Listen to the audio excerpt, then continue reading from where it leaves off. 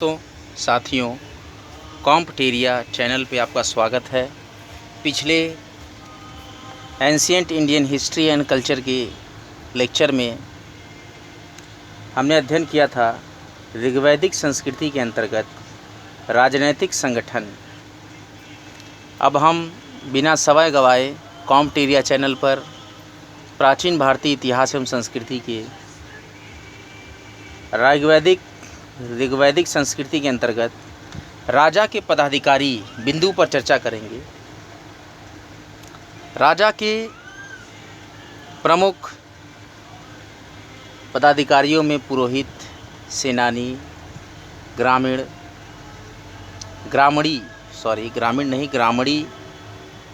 और सूत, रथकार और कर्मरा थे। अन्य पदाधिकारियों में पूरब, स्पर्श और दूत का उल्लेख मिलता है। उपस्थि एवं एभ्य नामक अधिकारी राजा के व्यक्तिगत सेवक थे। इन पदाधिकारियों में पुरोहित सर्वश्रेष्ठ थे। ये राजा के पथ प्रदर्शक, शिक्षक, मित्र एवं दार्शनिक थे। ऋग्वैदिक पुरोहितों में प्रमुख वशिष्ठ, विश्वामित्र एवं देवापी थे। पुरोहित राजा के साथ युद्ध में भी जाता था तथा उसके विजय की कामना करता था। यूपीपीसीएस प्री, यूपी पीईटी, अन्य सभी एक दिवसीय एवं राज्य लोक सेवा आयोग के प्रारंभिक एवं मुख्य परीक्षा में प्राचीन भारतीय इतिहास से बहुत ही इम्पोर्टेंट क्वेश्चंस पूछे जाते हैं, तो लेक्चर्स को बहुत ध्यान से सुनिएगा। सेनानी का स्थान पदाधिकारियों में दूसरा था। ऋग्वेद के समय राजा के पास कोई नियमित या स्थायी सेना नहीं होती थी, लेकिन युद्ध के समय एक नागरिक सेना, जिसे कि मिलिशिया कहा जाता था, इसका गठन किया जाता था। मिलिशिया, इसका संगठन, इसका संचालन ब्रात, गण, ग्राम और सर्द नाम से विदित विभिन्न कबायली टोलियाँ करती थीं। सेना में पैदल घोड़े और रथ होते थे।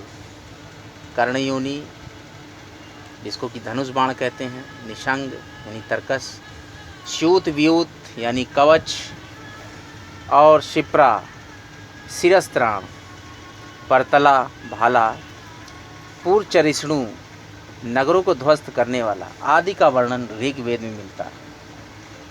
ग्रामों का सबसे प्रमुख पदाधिकारी एवं मुखिया ग्रामणी होता था। इसका कार्य सैन्य एवं प्रशासन संबंधी था। सेनानी, ग्रामणी, सूत, कर्मार सम्मिलित रूप से रत्निन कहे जाते थे। क्या कहे जाते थे? रत्निन। न्याय प्रशासन की हम चर्चा करें ऋग्वैदिक कालीन संस्कृति की, तो न्याय प्रशासन, न्याय का केंद्र बिंदु राजा होता था। वह मुख्यतः पुरोहित की सहायता से न्याय करता था। ऋग्वेद के मंत्रों में 100 गायों के रूप में दिए गए दंड या संबंध विच्छेद का उल्लेख मिलता है। ऋग्वेद में झगड़े निपटाने के लिए मध्यस्थ का भी वर्णन था। ऋग्वेद में अपराध करते हुए अपराधियों को तत्काल पकड़ने वाले उग्र का जिक्र है। ऋग्वैदिक कालीन प्रमुख जन में पहला है भरत। यह सर्वाधिक महत्वपूर्ण जन था, जो सरस्वती और यमुना नदी के बीच बसा हुआ था। इसी वंश का राजा सुदास था। दूसरे जन हैं त्रित्सु। यह रावी के पूर्व में बसा था। और तीसरा जन है कुरु। ये लोग सरस्वती के दोनों ओर निवास करते थे। यह जन भरत एवं त्रित्सु वंश के साथ निकट संबंध बनाए हुए था। चौथा जन है यदु और तुर्वस। ये दोनों जन दक्षिणी पंजाब में रहते थे। इन दोनों में निकट संबंध था, क्योंकि ऋग्वेद में इन दोनों का नाम एक साथ आता है। पांचवा जन था गांधारी। यह भारत के सीमांत क्षेत्र उत्तर पश्चिम में रहती थी। और इसके बाद छठा है मत्स्य और चेरी। ये पंजाब के दक्षिण की ओर राजस्थान और मालवा क्षेत्र में निवास करती थी। सातवां जन है सृंजय, इसे ईरानी मूल का माना जाता है। पंजाब पर चढ़ाई करते हुए इसके सेनापति देवव्रत द्वारा तुर्वसों एवं वृषिवंतों को हराते हुए दर्शाया गया है। आठवां है पख्त, इसका सामंजस्य हेरोडोटस में उल्लिखित पेक्टा इससे जोड़ा जाता है। यह कुर्रम नदी की उपजाऊ घाटी की सीमाओं पर बसी हुई थी। नौवां जन है वैकर्ण, जो कि कश्मीर में स्थित है। 10वां जन है क्रीवी, जो कि सिंधु एवं अस्किनी के किनारों पर बसी थी। और 11वां जन है सीबी, जो झेलम और चिनाब के पास स्थित है। और 12वां जन है अलिन और भलानस, ये सिंधु नदी के पश्चिम में काबुल तक बसे थे। अब हम चर्चा करेंगे ऋग्वैदिक कालीन प्रसिद्ध संस्थाओं की, जिसमें पहली संस्था है विदत्त। विदत्त ऋग्वैदिक कालीन सर्वाधिक महत्वपूर्ण सभा थी, क्योंकि इसका उल्लेख ऋग्वेद में 122 बार किया गया है। यह सामाजिक, धार्मिक एवं सैन्य उद्देश्यों के लिए कार्य करती थी। यह भारोपीय आर्यों की प्राचीनतम जनसभा थी। इसकी चर्चाओं में पुरुषों के साथ महिलाएं भी सक्रिय रूप से भाग लेती थीं।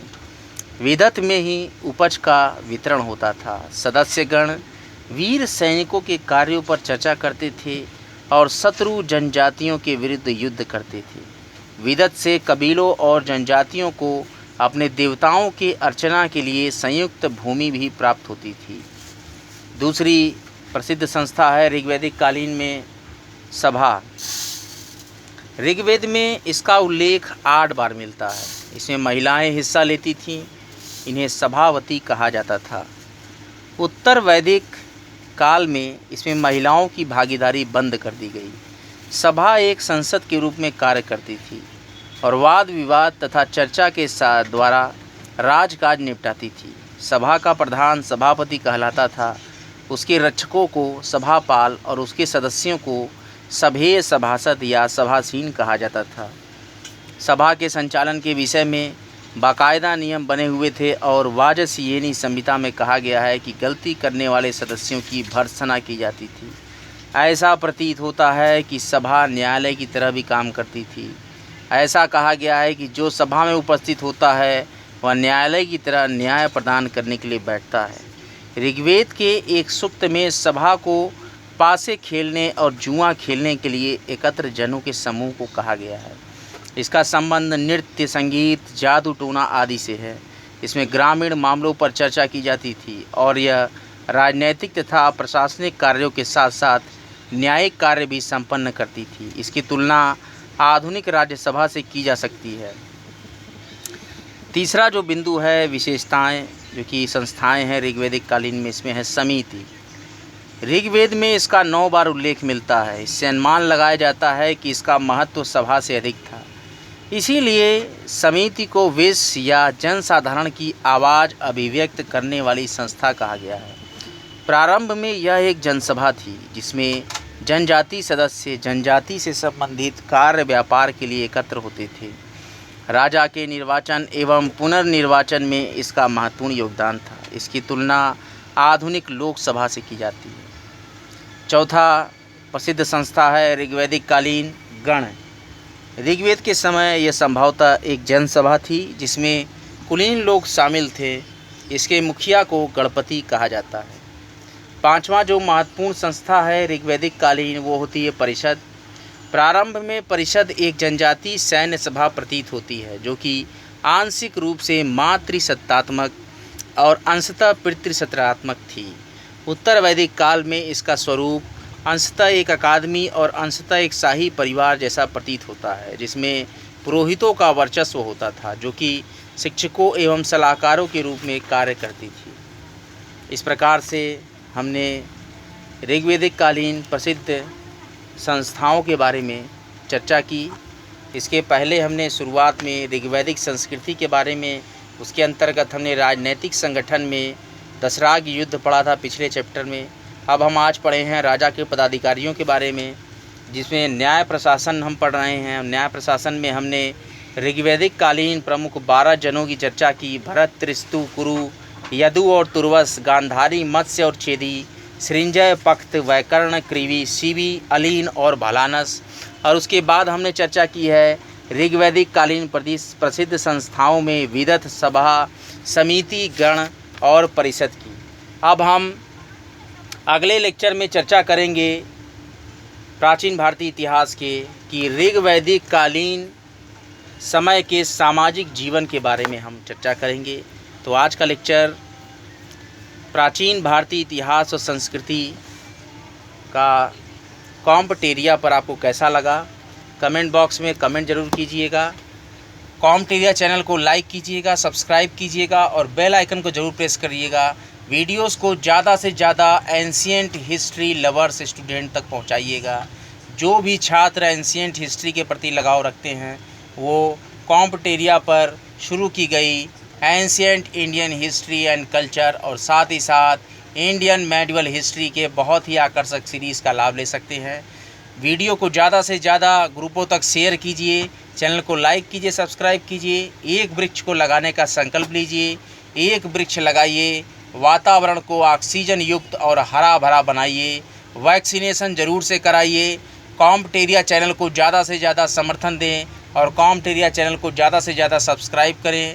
कॉम्पटेरिया यूट्यूब पर पूर्णतः निःशुल्क है। कॉम्पटेरिया का एकमात्र लक्ष्य है सभी पढ़ें, सभी बढ़ें। पढ़ते रहिए, बढ़ते रहिए। कॉम्पटेरिया लेक्चर्स देखने के लिए आपका बहुत बहुत धन्यवाद। हर हर महादेव।